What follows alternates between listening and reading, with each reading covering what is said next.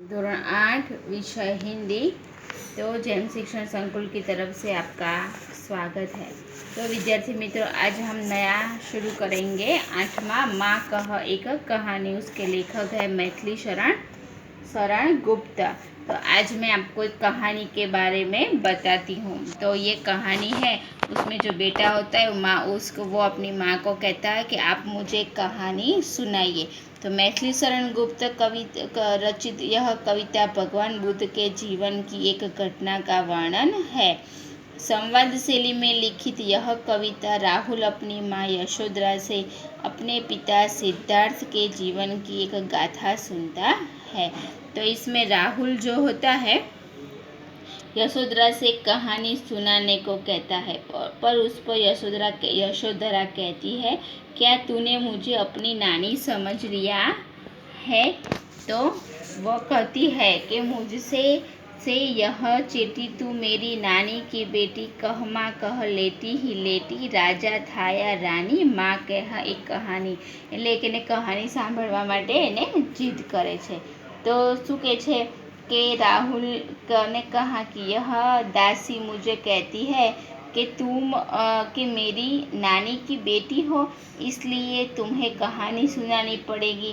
भले ही तुम लेटे ही लेटे सुनाओ, पर मुझे कहानी सुनाओ। એટલે કે છે કે બેટા એટલે કે તું મને બેટા સમજ લે કે તું મને જે નાની હોય ને એ કહાની કહે। તો કહે છે કે રાજા હોય કે રાની હોય, ભલે સૂતા સૂતા પણ મને એક કહાની સંભળાવો। तू है हठी मान धन मेरे, सुन उपवन में बड़े समेरे, तात भ्रमण करते थे तेरे, जहाँ सुरभि मन मानी। એટલે કે શું કહે છે કે યશોધરા કહે છે કે તું બહુ કેવો છે, જિદ્દી છે, ચલ તુજે મેં કહાની સુનાતી હું। એટલે યશોધરા કહે છે કે તું બહુ જિદ્દી છે, ચાલ હું તને એક વાર્તા સંભળાવું।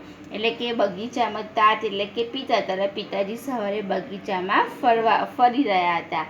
તો કહે છે કે શું કહે છે કે જहाँ सुरभि मन मानी, जहाँ सुरभि मन मानी माँ कह यही कहानी। એટલે કે તારા પિતાજી ફરી રહ્યા હતા, તો ત્યાં વાતાવરણમાં મસ્ત મનપસંદ ખુશ્બુનું સુગંધ આવતી હતી। એટલે બગીચામાં તો મસ્ત મસ્ત સવારે રંગોવાળા ફૂલ ખીલ્યા હોય, એના ઉપર ઓસની બૂંદો એટલે કે ઝીણા ટપકા ચમકી રહેલા હોય, અને હવા એટલે કે જે હવા આવતી હોય એ ફૂલો ઉપર એના કારણે ફૂલો પણ ખીલી રહ્યા હોય, ઓસ લહેરાતી હોય। એટલે કે સવારનું વાતાવરણ કેવું હોય, સરસ હોય।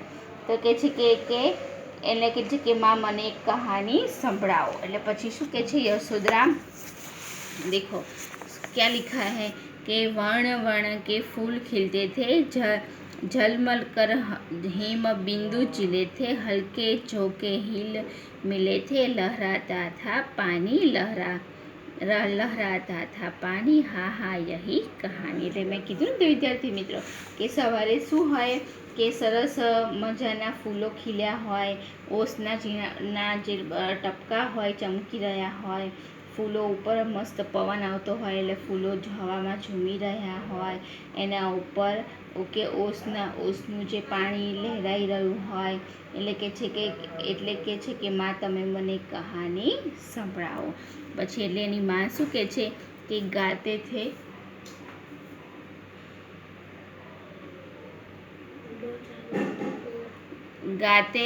थे खग कल कल स्वर से, सहसा एक हंस ऊपर से गिरा बिधद होकर खग सर से हुई पक्ष की हानि। એટલે જે પક્ષી હોય છે ને એ શું હોય છે, એ પક્ષી એના આકાશમાં ઉપર ફરતું હોય છે, અવાજ કરતું હોય છે।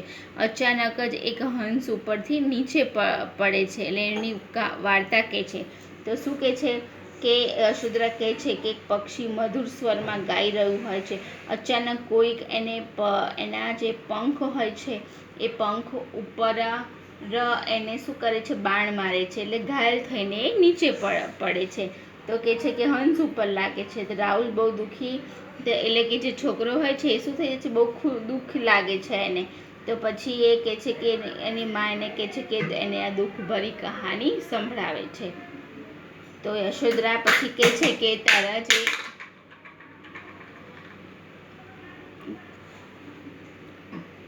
કરુણા હુઈ પક્ષ કી હાનિ કરુણા ભરી કહાની, એટલે કે છે કે એને જે પક્ષી હોય છે એને કેવું થાય છે, નુકસાન થાય છે, પછી એને બહુ દયા આવતી હોય છે એટલે એની પછી એને વાર્તા સંભળાવે છે. તો પછી એને તમે દેખો બીજા ચિત્રમાં જે પક્ષી હોય છે એને તેડેલું છે હાથમાં કે ચોંક ઉન્હોને ઉસે ઉઠાયા નયા જન્મ સા ઉસને પાયા ઇતને મેં આખેટ એટલે કે શિકારી આખેટ આયા લક્ષ્ય સિદ્ધિ કા માની. તો એ જે એટલામાં કોણ આવી જાય છે પછી, એટલે કહે છે કે તારા પિતાજી જ્યારે પણ એને સ્પર્શ કરીને ઉપાડે છે એ પક્ષીને તો એને એવું લાગે છે કે જાણે મને કોઈ નવો જન્મ આપ્યો હોય. એટલી સમયમાં ત્યાં શિકારી આવી જાય છે ને એ બહુ ખુશ થઈ જાય છે, એને ગર્વ થાય છે અને એને એવું થાય છે કે આ તો જે કોમલ અને પછી જે એને લક્ષ્ય સિદ્ધિ કામાની કોમલ કઠિન કહાની, એટલે કે શું કહે છે કે આ તો યહ તો કોમલ પર કઠોર કહાની है मांगा उसने आहत पक्षी तेरे तात किंतु थे रक्षी तब उसने जो था खग पक्षी हट करने की ઠાની. એ શું કહે છે કે હું લઈ જઈશ આ પક્ષીને, તો શું કર્યું છે મેં માર્યું છે, એટલે પછી જીદ કરે છે લઈ જવાની. તો શું કહે છે કે શિકારી યશોદરા કહે છે કે શિકારી હોય છે ને કે તારા પિતાજી જોડે માંગે છે કે આ પક્ષીને મેં ઘાયલ કર્યું છે આને હું લઈ જઈશ, પરંતુ તારા પિતાજી બચાવ્યું હોય છે એટલે એ કેવા હોય છે, રક્ષક હોય છે.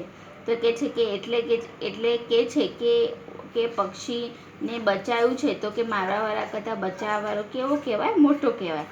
તો કે એને પેલો જે શિકારી હોય છે કે મેં માર્યું છે એટલે એને માંસ ખાવાનો અધિકાર પણ મને છે. અને પછી પેલો શિકારી હોય છે ને એ પક્ષી લેવા માટે શું કરતો હોય છે, જીદ કરતો હોય છે. હઠ કરને કી ઠાની.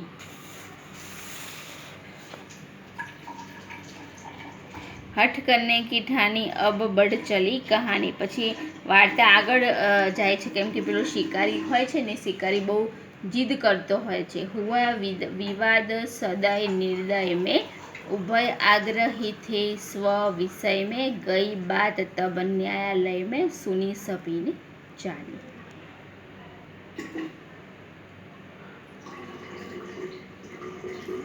એટલે પછી કહે છે કે હવે આ વાત બહુ આગળ વધી ગઈ છે તો કહે છે કે હવે આ માનતો નથી તો હવે વાત ન્યાયાલયમાં જશે, ત્યાં બધા સાંભળશે, બધાને ખબર પડશે અને પછી અને ત્યાં સુધી વાત બધાને ચારે બાજુ બધાને ખબર પડી ગઈ હોય છે અને પછી શું થશે, બધા એના માટે ચર્ચા વિચારણા કરશે અને સાચો નિર્ણય લેવાશે.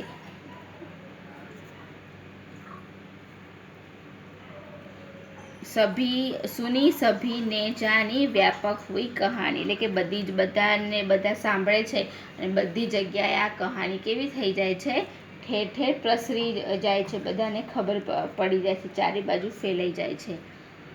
તો રાહુલ તું નિર્ણય કર इसका न्याय पक्ष लेता है किसका कह दे निर्भय जय हो जिसका सुन ले तेरी बानी. એટલે શું કે છે રાહુલને કહે છે કે તું હવે નિર્ણય કર કે હવે બતાવ કે કોણ આનો સાચો પક્ષ કોના તરફ જવું જોઈએ, ન્યાય કોણ કરે કે તે કહે છે કે તું નિર્ભય થઈને બતાવી દે કે એમાં વિજય કોની થાય. અને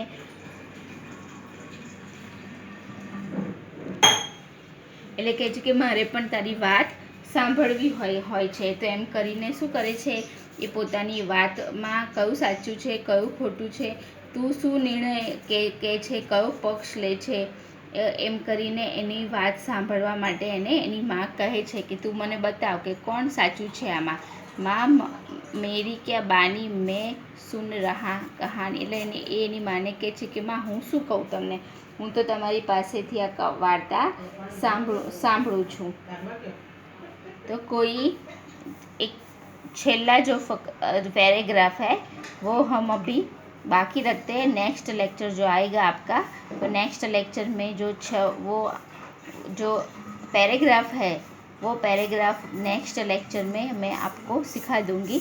अभी जितना भी बताया है पेज नंबर 50, 51 और 52।